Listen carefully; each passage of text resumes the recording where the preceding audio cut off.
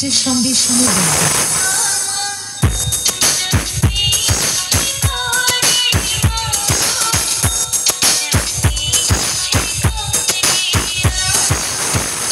এবার মেদিনীপুর এর সেই ভাইরাল স্টাইলে সম্পূর্ণ গানটি শোনা যাক। আশা করি গানটি আপনাদের হৃদয়কে স্পর্শ করবে।